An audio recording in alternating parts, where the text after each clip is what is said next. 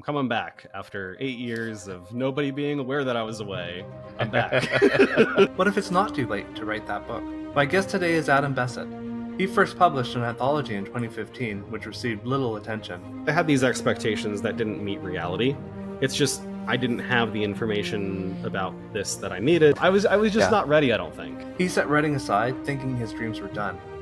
But since then, he started working for the writing software company Campfire as a UX UI designer, which reignited his passion for writing. That really kind of like lit a fire under my ass. I want to be in this space again, and I want to bring some of my own work and participate not just through work, but as my own person.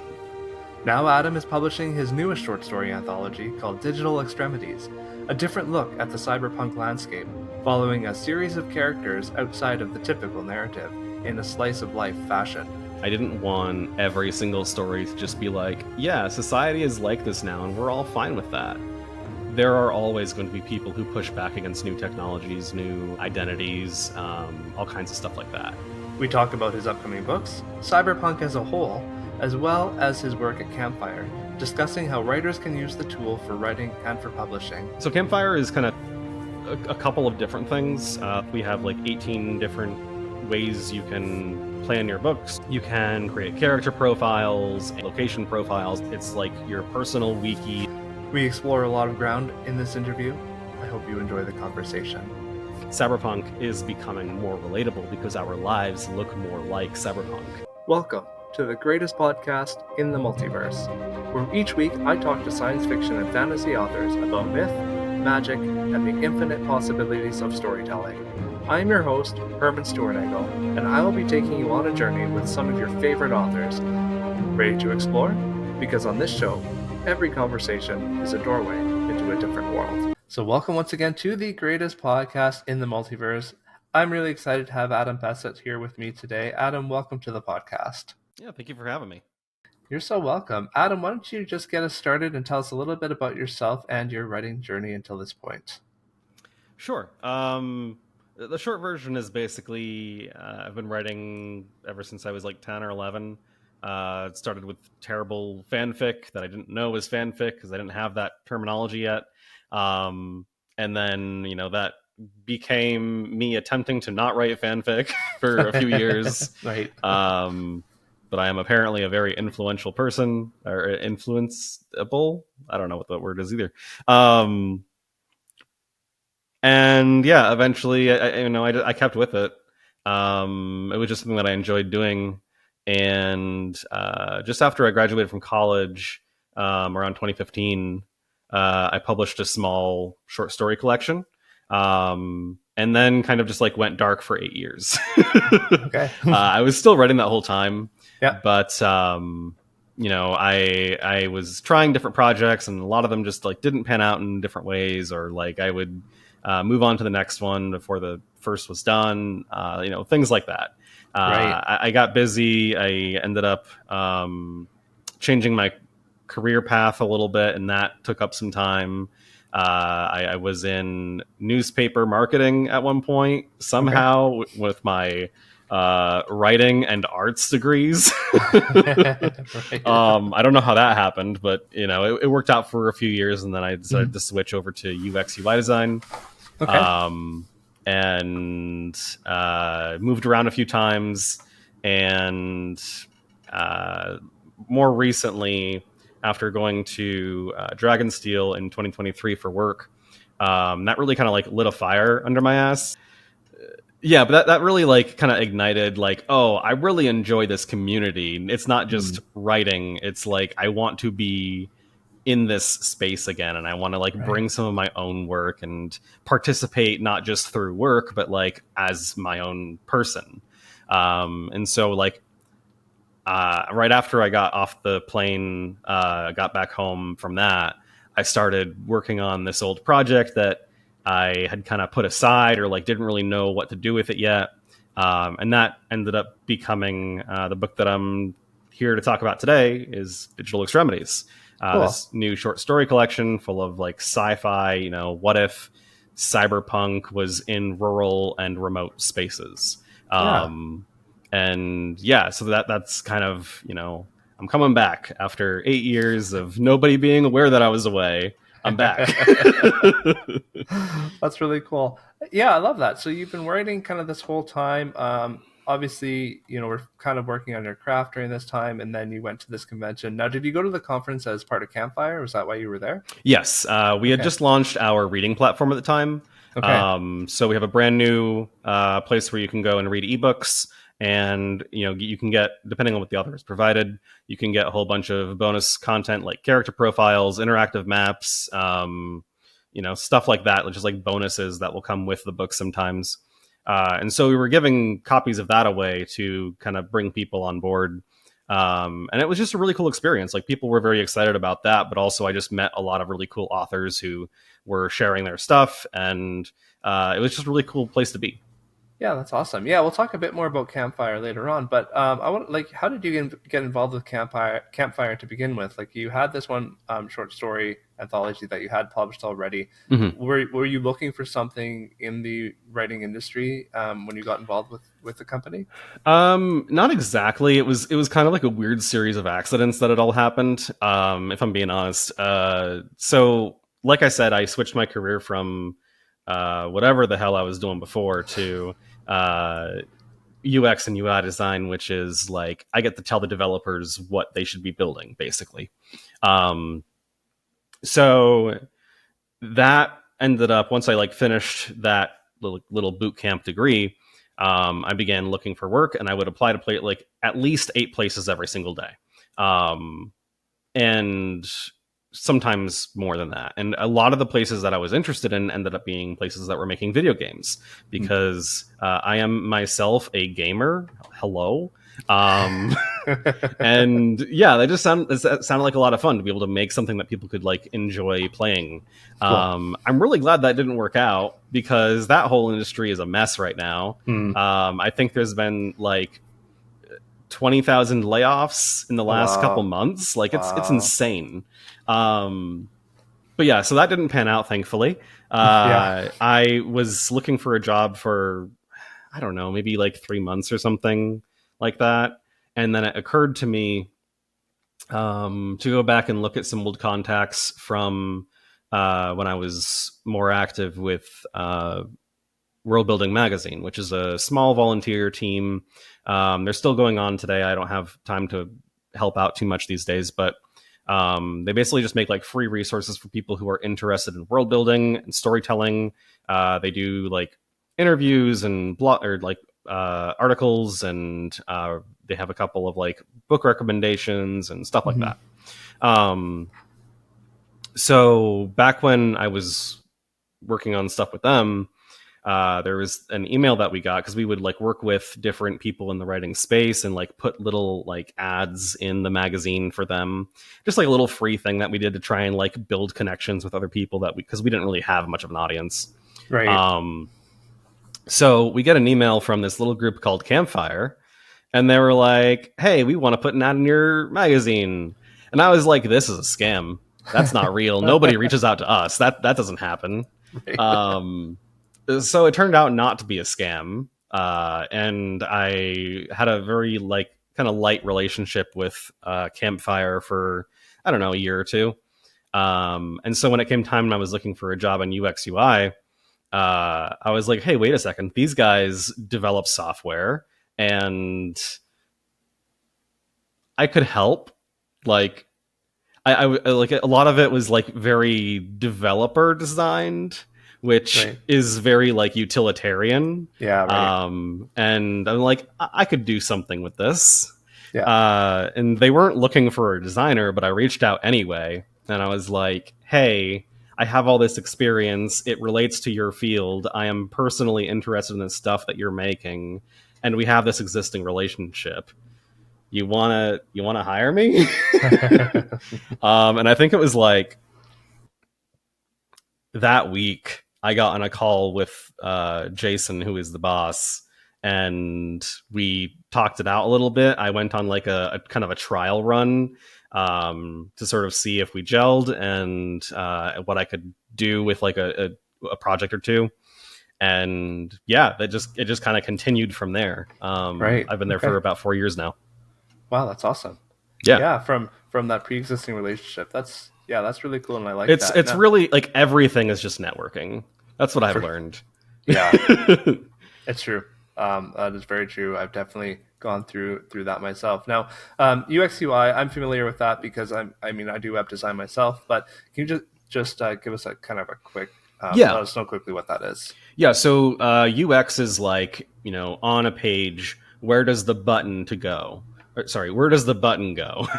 Yeah. um, like if I need to navigate a user from this page to another one, where should that input be? Um, it's also like, you know, within that context, how is it placed, arranged, all that kind of stuff. UI is how should it look? How do we communicate our brand through that button? Are the corners rounded? What colors are it? What text does it have? What kind of text? Text is also like there's a third branch called UX writing, which Mm. is its own thing. If you're like a multi-million-dollar company, you can afford to have people who just focus on the writing. Right. Um, I do UX, UI, UX writing, IA, like everything. Right. We are a small group. Yeah, yeah. So I mean, essentially, your job is to make the interaction of the platform more usable, and know where people are going to click and Yeah, how the I user is try going to to interact. exactly. I try to Yeah, like plan ahead for what people are actually going to use and how they're going to use it, how they're going to interpret it, and then I design that, and in an ideal world, everything gets tested with real people, and I get a chance to see how they actually want to use it, and mm. go back and make changes, and like keep iterating until it's at a point where people are not really having too much trouble getting through things. Right, Always going to be outliers and always going to be exceptions and stuff, but trying to like minimize those as much as possible and just make it like really easy for someone to pick this thing up and start writing with it or start reading with it. yeah, cool. And yeah, that's pretty much it. Yeah, really cool. Yeah, I want to talk about your day job too much. I do want to talk about your books, but since we're on the subject, let's talk a little bit about Campfire now, and just let our listeners know, kind of what it is and how Mm-hmm. they might want to use it. Sure. Um, so Campfire is kind of a couple of different things. If you're looking for a new writing tool, then you can use Campfire to do that. We have like 18 different ways you can plan your books or just describe your world building or just write. Manuscript module is like our text editor. You can create custom calendars in the calendar module where you like add multiple moons and weird seasons and whatever you need to do. Um, you can create character profiles and like location profiles and like all these different kinds of things. It's like your personal wiki along with your book and a couple of custom tools made for like sci-fi fantasy worlds. And then when you're done with your book, or if you just have one that you would like to publish somewhere else, you can publish on Campfire and people can come and read it with us as well. We give authors 80% royalties, so we're really trying to give back to the community in that way. There's no exclusivity, and if you start making some of those bonus materials like those calendars, interactive maps, character profiles, stuff that I was mentioning before, you can share those along with the book either for free or at a small cost, and share all of that with your readers as well in the same space as they're reading, in a way that you couldn't really do on, I don't think, any other reading app. And so that's kind of the whole thing is you get to read books and then also explore all of this other extra content. Some people have like 50 plus extras Oh wow. where they have like, different maps and all the details on all their characters and like magic system information and all kinds of crazy stuff like that. So it's Cool. very fun. Yeah, that's really cool. So it's basically you've got kind of a both a world building app, a writing app, a publishing platform, and a reading app all kind of in one. Yeah. Yeah, well, does sound quite ambitious. Now, if someone is looking, so basically, if someone's published wide, because obviously they wouldn't be able to publish on Campfire if they're in KU, Mhm. but if they're published wide anyway, they can upload and publish on your platform, even if they didn't write the manuscript there. Correct? Correct. Yes. Okay. Actually, we're making that. I don't. When will this come out? Do you have an idea? The 10th, September 10th, I believe. September 10th. Okay. I think by then, by the time this comes out, we're actually going to have made it much easier to do that and publish your work, even if you didn't write it with us. Okay. Right now, we have a system where you have to like import the book and put it onto the writing side, and then we take that and publish that. Moving forward, we're going to just publish from an EPUB like normal people. I don't know how it took us so long to come to that conclusion, but you know, there we go. Yeah. So yeah, you'll be able to just import your EPUB, and then like all the extra stuff like that I talked about, you'll still have to make in Campfire because there's not like an EPUB version of an interactive map. But aside from that, yeah, it's pretty easy to just go to Campfire, set up your book. The one exception, like you said, is KU, but that's not because of us. That's because Amazon is Amazon, and they like to put a stranglehold on everything. Yeah, right. It's also a reading app as well, so people can read. They're reading obviously what people have published on Campfire, but they also kind of get the extras as well that authors put up. Yeah, that's really cool. I think you've answered all my questions about Campfire. All good.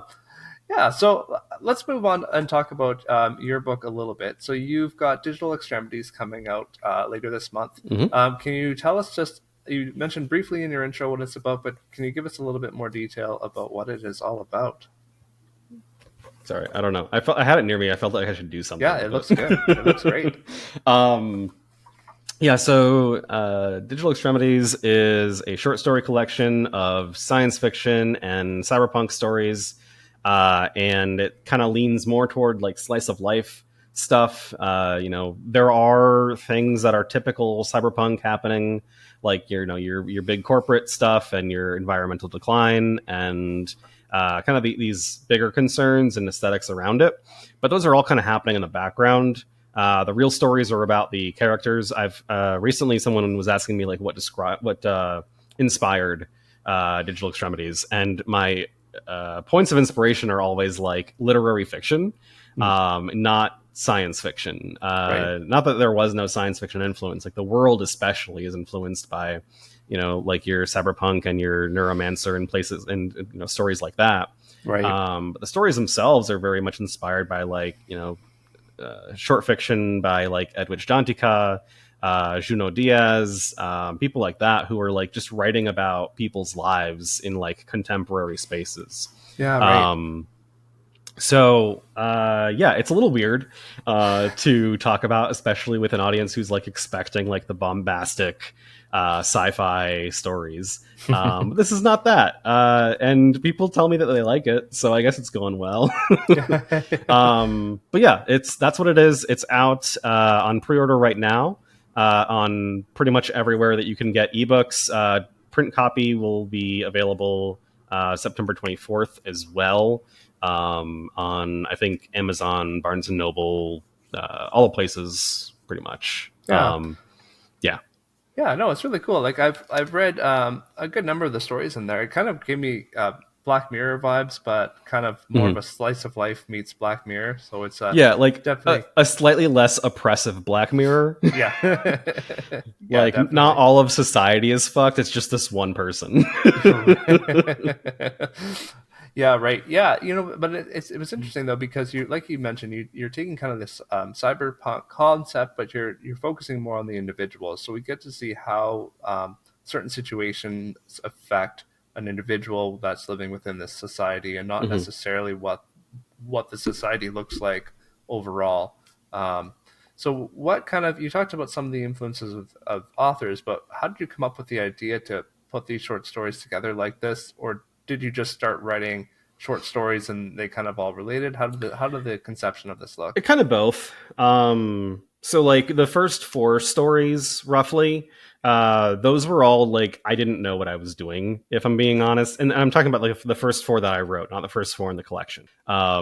Those were all, written in a sense of like, I knew that I wanted to explore this setting.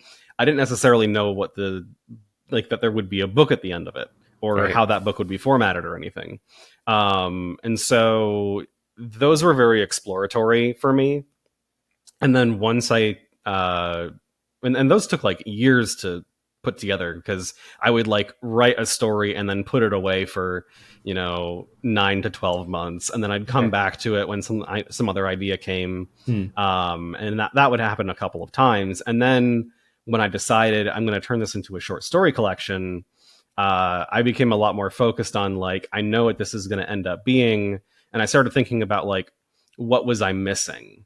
And so a lot of the original stories were kind of these kind of muted, like very sort of cerebral challenges. Like, the first story in the collection deals with people getting kind of stuck in this loop of removing their own memories.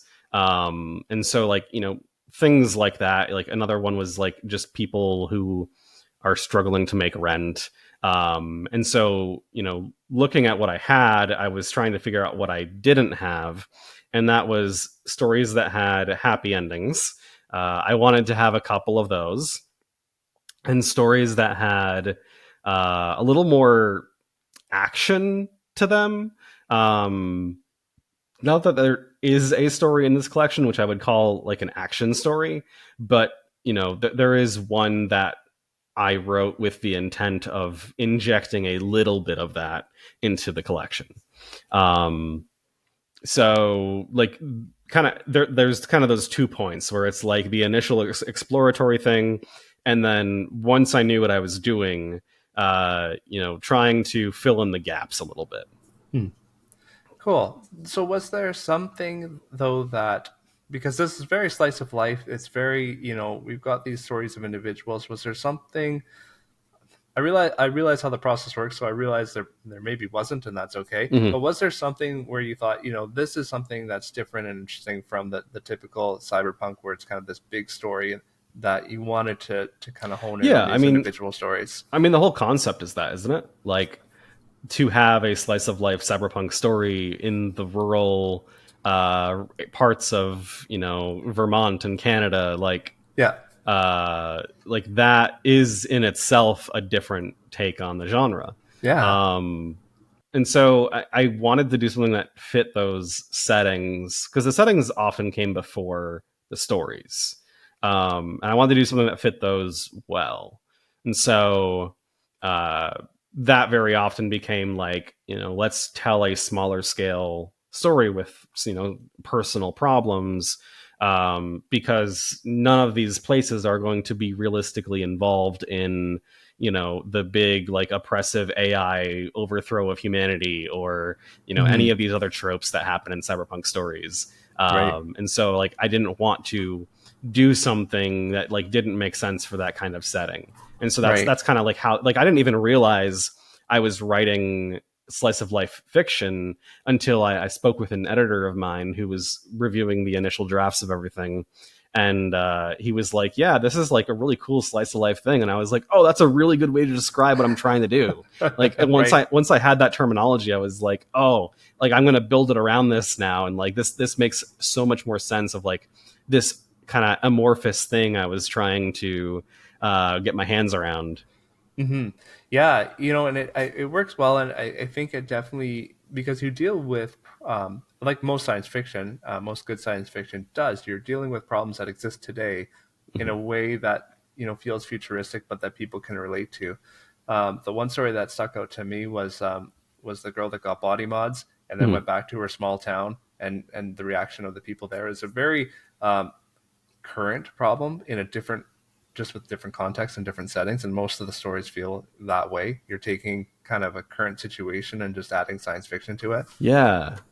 I that was one that was really important to me to include, just because I didn't want every single story to just be like, yeah, society is like this now and we're all fine with that.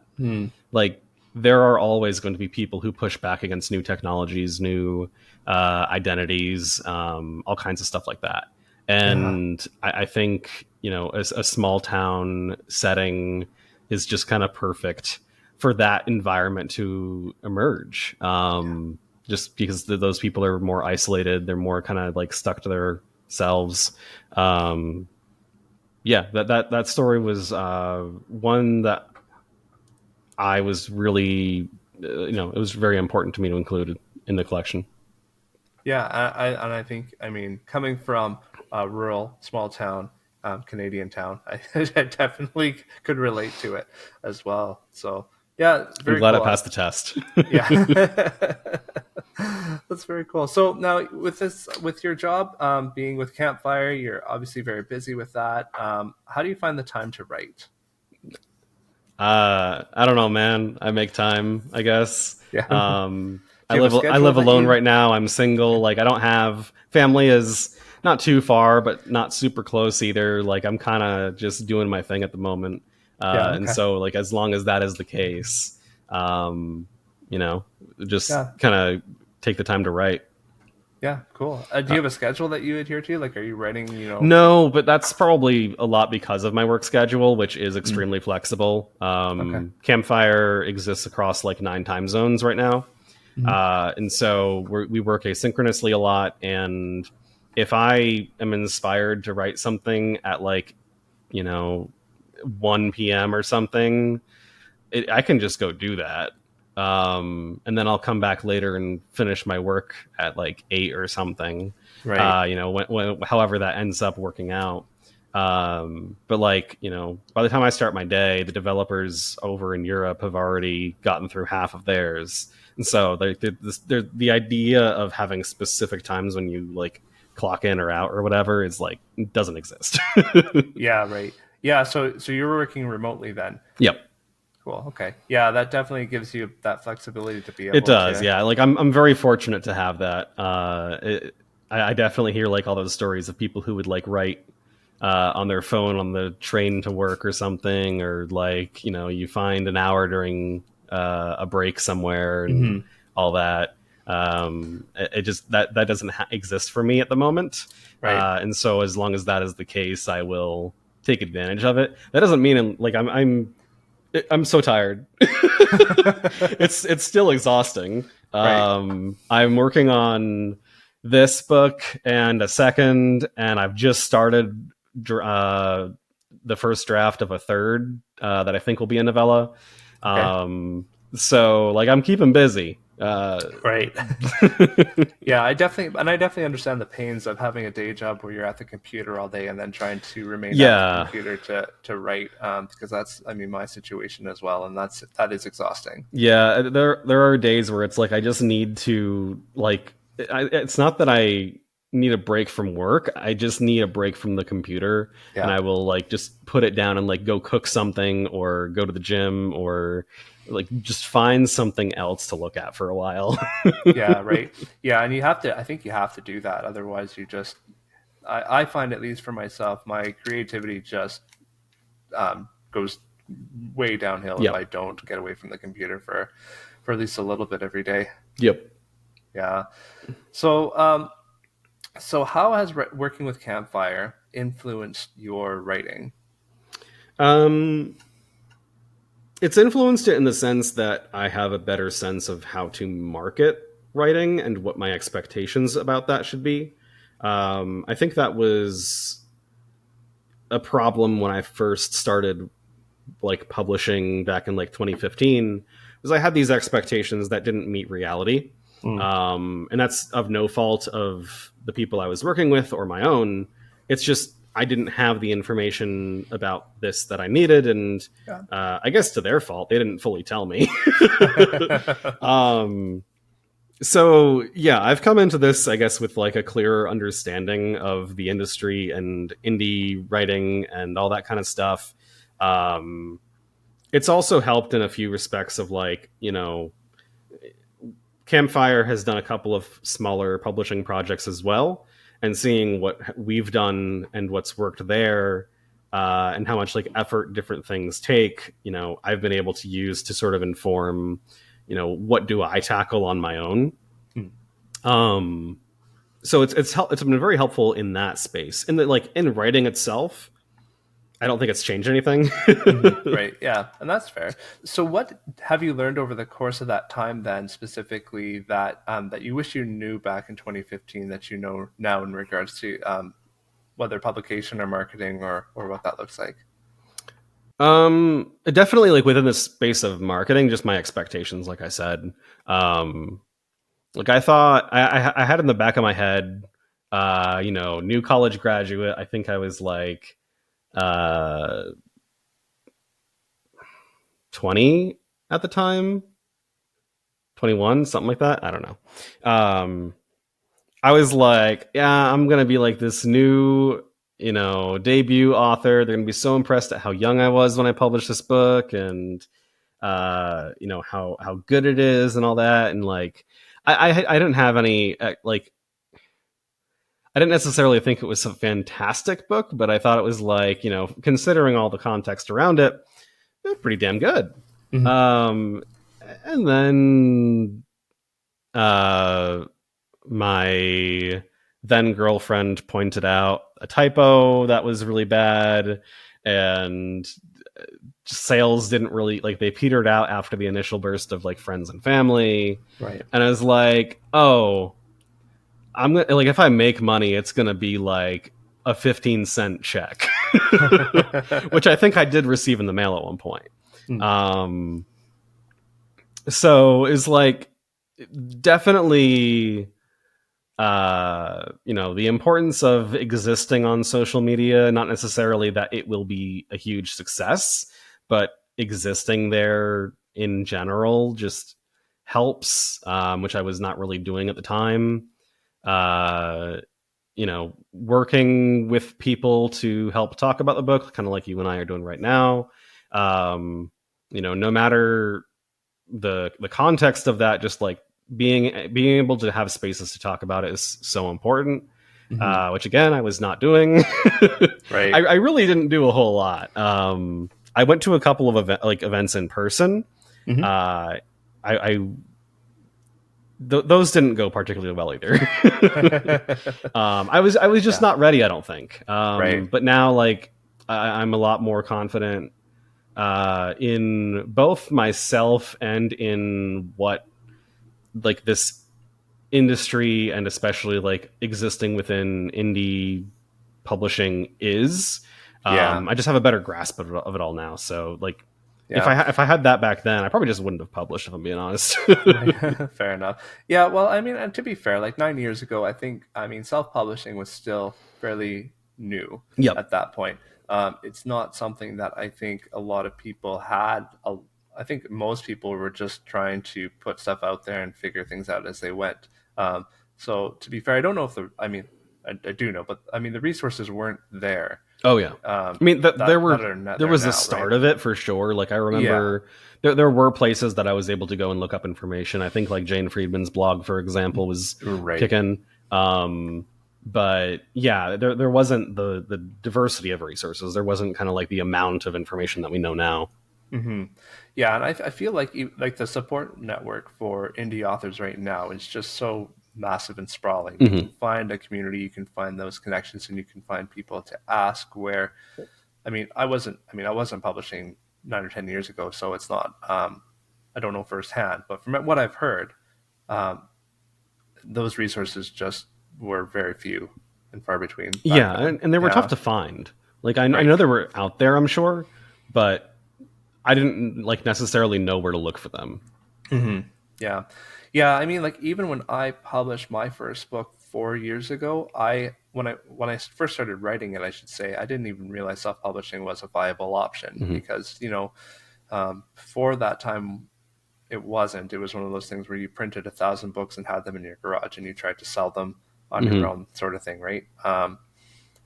So there's definitely things have come a ways. It's easier to kind of get that information and try to figure out what you're doing. Yeah, for sure. Than it was back then, right?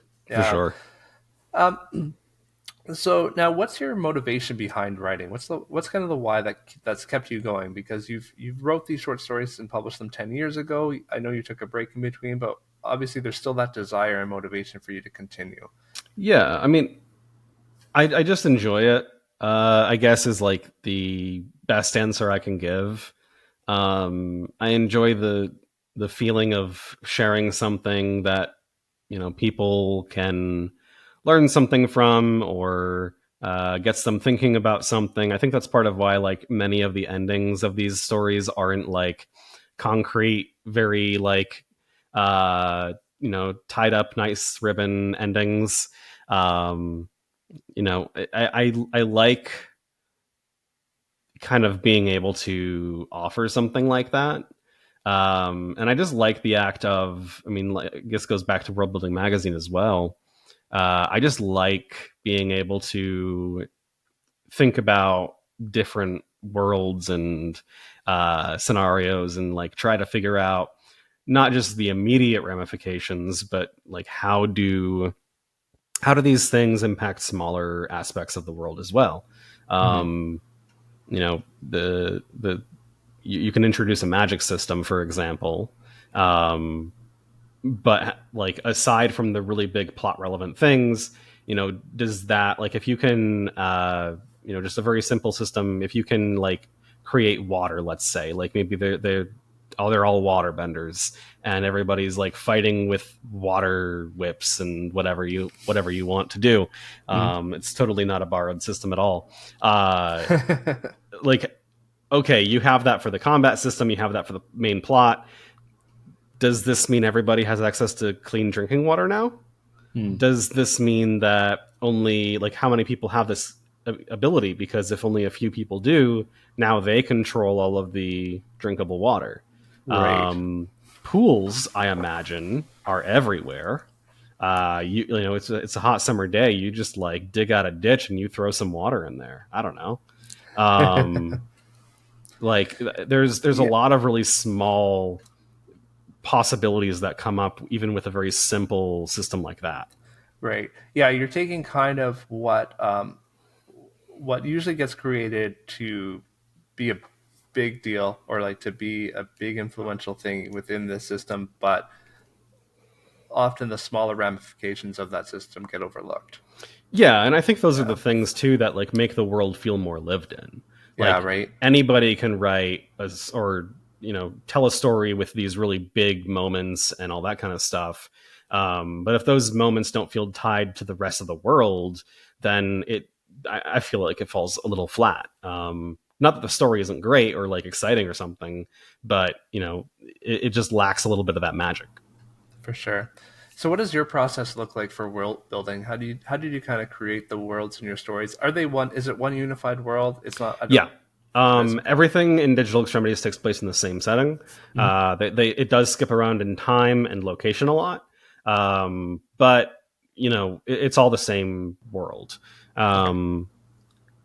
It kind of follows the same process more or less as what I talked about earlier, where like there was those couple of years where I would write sporadically in it, and it was very exploratory. And then kind of once I had that basis, I was more easily able to write the rest of them, and that came a lot faster. Right. It was also just like, looking at what other cyberpunk places have done and kind of like turning the dials a little bit. So like, there's a story that takes place in Argentina, where there's a family who doesn't have a lot. And so those dials get turned down a little bit because they don't have access to all of the same technology. It just sort of exists around them. Whereas like the final story takes place furthest in the future, and it's like, oh, this is the one that needs to look the most like a cyberpunk story. And so that one actually takes place it's still a remote location kind of, but it's a city. And it has all of those like neon aesthetics, and there's characters that have glowing tattoos with like kanji written on them, and like there's a little bit of like gang warfare going on in the city, and the main character is a private detective, and it's like it feels a lot more within the genre. Like your typical cyberpunk. Yeah. Yeah. So like sort of depending on the location and the time period, I would like adjust those dials a little bit of like how much influenced it is based on like other cyberpunk sci-fi stories versus like how close to modern day is it. Yeah. Okay. Now, having a job in tech, did that influence at all when you were looking at the time periods that you were writing for? Because you do span over a couple hundred years, I believe, within the book. How how did you manage forecasting kind of where technology would be at a point, or was it just kind of, or did you, I guess, do any research or anything like that as when you're looking for I thought about doing some research. Yeah, thought about it real hard. it? Yeah. So the thing that kind of made me not worry about it too much was a lot of the cyberpunk stuff coming out like originally in the 80s and stuff was based on stories taking place in like the 2030s and 2050s and stuff, Mhm. where life is just, it's not going to look like that. Right. Like maybe there's pieces of it, Yeah. but and like we have AI now, we have bionic limbs and stuff a little bit here and there. Like there's bits and pieces of it emerging, which I think is a really interesting way. Like, how do you write cyberpunk in this century now that we can see the beginnings of what was kind of forecasted already? Yeah. But yeah, so like that whole glimpse of seeing, you know, these people are forecasting things that are just like completely wrong. Of course, they would have no way to know that, and that's fine. But like that to me was like, I have permission to just choose any date, and as long as it feels okay, then it's fine. Yeah. I wasn't really too concerned about the specific dates. I did like, I wanted to keep things initially somewhat close to our reality, and so that's why the stories begin in this century, Mhm. and then they quickly cross over into the next century as things become more advanced. Right. And so that was intentional, but it was, the specific dates were not chosen with a ton of specificity in mind. Right. Yeah, and that's totally fair and fine. Now, but you did raise an interesting point though, and when you mentioned that we're kind of starting to see some of the Mm-hmm. technologies that were maybe originally envisioned in cyberpunk in the '80s when it first started to come about, and I feel like there's been a little bit of a renewed interest in cyberpunk in the last Yeah, couple of years.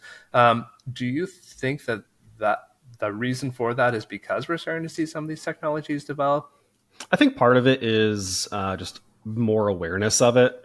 Like like cyberpunk's been out for a long time, but it takes a long Hmm. time for these things to kind of permeate into social consciousness. Hmm. I mean, fantasy, it got really big only recently. Like everybody kind of knew about Tolkien, but that was sort of it. Now everybody knows who Martin is, and Hmm. people are starting to like, springboarding off of that and learning about other major stories and stuff. Right. So I think part of it is that. I think also part of it is it's becoming more relatable, because we are seeing these things in our lives of like, a big thing in cyberpunk is the AI, and now we have that very easily accessible to us. It's not as good as the cyberpunk AI, Yeah. thankfully. um, but things are exponentially becoming more similar to that. Yeah. Same thing with like, a big thing I've seen in cyberpunk and like dystopian stories as well is like that concept of a social rating system, Yeah. which we kind of have already with social media. Like there's no social score that is visible, at least. Hmm. But someone says something wrong once and all of the internet attacks them for it. Not saying it's not deserved all the time, Right. but there is kind of this system in place where everybody's posting everything online for everybody to see, and sometimes that can attack them in different ways. Hmm. Um, Yeah. Right. Yeah. In ways that people would never have imagined. mhm. Going back even 10, maybe 10 years, but certainly not 15, 20 years ago. That something you would have said in a conversation would have brought down things the way they do now. Yeah, for sure, Right. and just the interconnectivity of it all. Like, Yeah. I was talking with some family a little while ago, and they were talking about how like their world was the immediate town and maybe the couple of towns within a couple miles, Right. especially like within rural New York where I grew up and where they grew up. Like that was pretty much it. Yeah. And that was everything they got exposed to as people. And now, like, I come in and my dad is still trying to wrap his head around what I do for work. Hmm. And I'm talking about working alongside, like, my character artist is from Egypt, and it's Red Pharaoh, by the way. My cover artist, Excel, is from Mexico.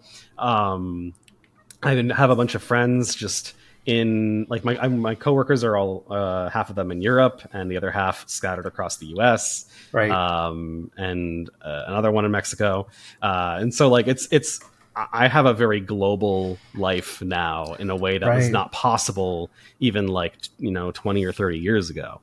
For sure. And so like I think, kind of getting back to the original question, cyberpunk is becoming more relatable because our lives look more like cyberpunk.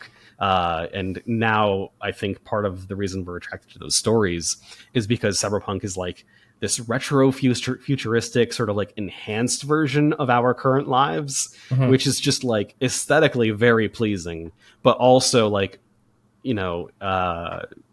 socially much more, much more like present, I guess. Mm. Yeah.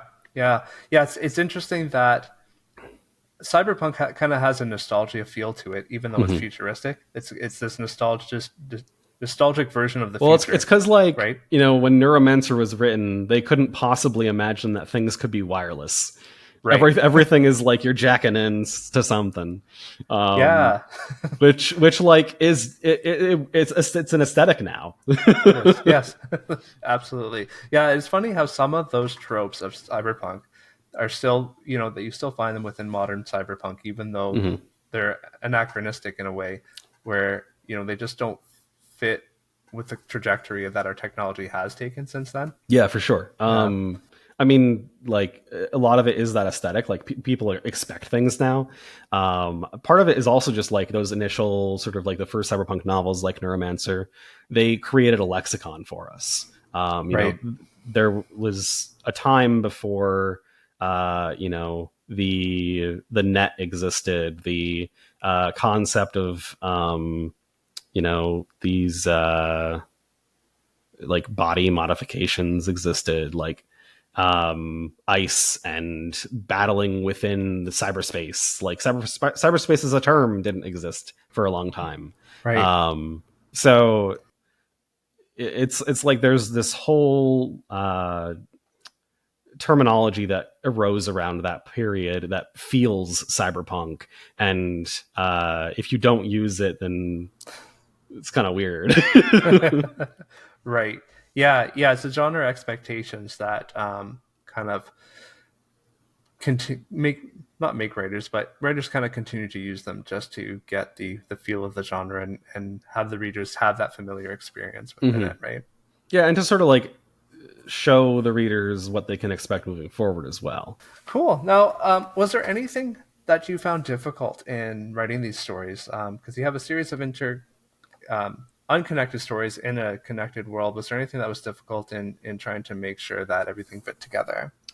Not particularly like them fitting together. I mean, I decided pretty early on that they were going to be mostly disconnected. They exist in the same space, but for the most part, they don't interact with each other too much.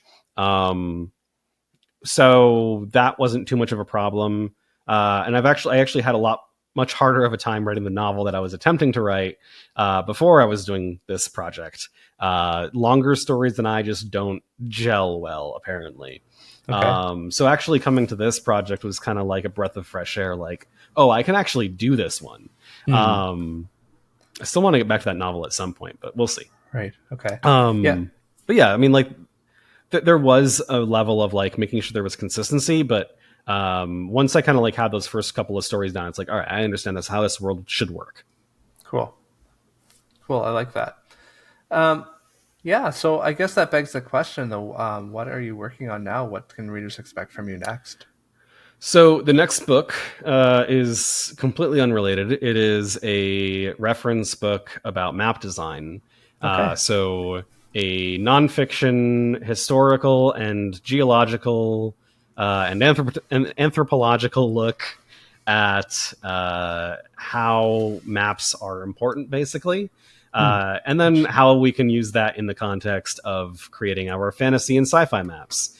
So, for example, like I've got a big section talking about uh, tectonic plates and how Hmm. those have sort of recently emerged in our awareness of geology, and how they impact different things like your coastlines and islands and things like that. If you're not sure where to place your islands, for example, just put them in kind of a line, because that's how tectonic plates work. Hmm. Like if you look at the islands in Indonesia, for example, they follow a couple of pretty specific lines around the ocean. Um, and there are always exceptions to these things. This book is not deep enough to be like the authoritative voice, but it's Okay. it's within the context of like taking that and like, all right, how do we use our fault lines in the story? Well, N.K. Jemison's Broken Earth trilogy does a really good job of this, where like her map actually shows the fault lines, and her magic system is built around geology and sort of preventing earthquakes or causing them or redirecting them in some way. Um, and like, there are ways we can use the map to influence that aspect of things.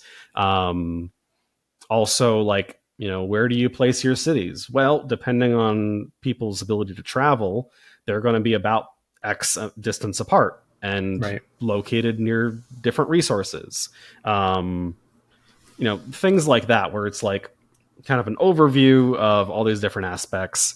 And you don't necessarily have to take it to draw your own map, but you could create a little sketch, or you could just use it to influence the description of the place in your prose. Hmm. Um, like for example, if you're describing a city in a chapter, you might add a couple of notes about like what it's located near, or you might name it in such a way that references something a little more specific than just kind of the name that sounded cool at the time. Right. Because I do have a whole section about naming locations as well, because Nice. I know how hard of a time people have with that. Yeah. Um, so yeah, it's just sort of a collection of different topics like that are all related to map design, all within the context of fantasy and sci-fi map design, just to kind of get you thinking about different ways to approach it, sort of whatever method you're taking to describe the setting. Cool. That I hope to be out early next year in 2025. Cool. Um, I'm currently the first draft is with beta readers right now, Okay. and I'm currently working on a couple of maps that I plan to include inside of the book as like examples, Awesome. which is super fun. I just for fun, I don't even know that I needed this, but I got a big book of maps of the world. Okay. Yeah. And I've been going through it, and it's been like a really cool reference book for me to um, see sort of a bigger scale version of this for like our world. Right. Um, I've also been talking with other cartographers, and because I also do map. I maybe we should have said this earlier. I Yeah, I also was do gonna map. mention. I also do map design for myself. I designed 8 maps for Digital Extremities, and I also do map design for other authors. A couple of them have been published, um, and that's kind of what kickstarted this whole thing. Cool. And I've been able to reach out to a couple of those authors and a couple of other cartographers, and they've actually gotten involved with this project too. So occasionally in the book, you'll see quotes from people like Miss J Maps or Dewey Hargreaves, and it'll be like their commentary on where to place your roads on the map, or the importance of how rivers work. Right. Yeah, I mean that all sounds really cool and something that I think a lot of people don't either don't think of or they don't know where to start in creating their world and how to place cities and how to name them and how to develop islands and that sort of thing. That also, it sounds like that's going to be a really handy resource for any fantasy author, really. Yeah, I'm really excited about it. Yeah. It's something that I wasn't necessarily expecting to do, but I've been working on some articles for Campfire's blog that the person who runs that, Amanda, asked me to do. We were talking about like climate and how that affects map design and like the cultures within it, and how they like deal with extreme climates, for example. And I wrote, I want to say like about 8,000 words on those topics. And I don't remember what kicked it off, but something occurred to me. It was like somebody else like republished some existing content and then like added to it and stuff. And I was like, wait a second, I could, like, if people are asking me for this kind of content already, like it kind of makes sense to put it all in like one neat package. I'll add a bunch of extra, because I mean, I've written probably like 50,000 new words in addition, and like revise those initial blog posts as well, and just like really expand upon this topic, and bring in like, you know, some additional perspectives and like, yeah, make something of it. So people have been very excited about it from whenever I talk about it. It's been surprising, but very exciting. Yeah, I'm honestly surprised that I haven't heard of anything similar. So I think it's a great idea, and I think it's a resource that writers will definitely want to use. Yeah, I was looking around for like reference material and stuff, and there's a couple of books out there already for like if you want to draw a map, like how to draw your mountains and tips for coastlines, and there's going to be a little bit of overlap there, I think. But definitely, like, this is not an art book. This is like, you know, this is for people who are writing books, who are writing prose, especially. And like, you know, you might work with an artist on this, or if you are an artist, you might take some of these tips in mind. It's not for you, but it's definitely like, you know, a more general reference guide in that sense, kind of a overview of things. Yeah, something that'd be really good for world building, whether or not you even put that to paper. It sounds like something that would be really useful for your world building in general. Yeah, and I think just like generally planning out stuff as well. Because, for example, like, you know, the climate discussion, like a culture that exists within a very cold climate is going to be very different than one that exists in a temperate climate. Not necessarily like because of the way that they have to live, basically. So like the people who are in the cold climate have to stay warm. The things that they are farming and fishing are probably going to be different. You know, there's, for example, the Sami people of like northern Scandinavia. They have this whole culture around their arts where the art is functional. Like, you know, there's the clothes that they wear are designed to be beautiful. The things that they eat with are designed to be very intricate sometimes. And so like they don't really have any painting going on too much, but they do have this like craft culture, which is extremely important. And I think that's just like one really good example of like, you know, you have limited resources and you still want things to look nice. And so like we combine those things into this. Whereas like, I think Dune is an example that comes up in the book a lot of like a fictional place, which has just like such great examples of people surviving in this harsh climate, in these harsh environments. You know, we see a lot of like the Fremen's technology is just to let them live in the desert. And then meanwhile, you have the Imperial people coming in, and instead of that, they just set up on the North Pole where it's like the least hot and the safest from the environment. And they just kind of hang out there for the most part. Cool. I'm really looking forward to that. That sounds like a great resource. And like you said, early 2025, we'll be looking out for it. Awesome. Thank you so much. Yeah, you bet. So, Adam, this is the greatest podcast in the multiverse. So, can you tell our listeners how, in a parallel universe, a different decision might have affected another version of your life? Um, I have trouble with this question because I feel like it's an opportunity to be like, oh, I regretted this thing that I did and I don't want to do that anymore. It's like, yeah, there are things that I probably shouldn't have done in life, or could have done better. But also, like, those are the things that brought me here to be like talking with you today. Totally. I've had a good time today. Yeah, So, me too. but I think like there is a world in which I just never published anything. Um, One of the things that really sort of kicked me off on this path, like I've been writing kind of all the time, but I was kind of falling out of love with it a little bit in college. I was focused on other stuff, and I don't know. It felt less attainable, I guess. Um, I ended up, however, with some free time. I took on a minor in creative art or creative writing, Okay. which I didn't do a whole lot with. Let's be honest. I wouldn't recommend that course to anybody, especially when you're already doing a studio art major. Um, but I think there's a world in which, like, had I not taken that minor, which became a major later on, um, I just wouldn't have been around people who were writing as much. I wouldn't have Okay. gotten the kind of feedback that I did during those classes. Not that I necessarily needed those classes to be a writer, but having a group where you can share feedback, just like in general, is so helpful, and that's what those classes Yeah. amounted to be, for the most part.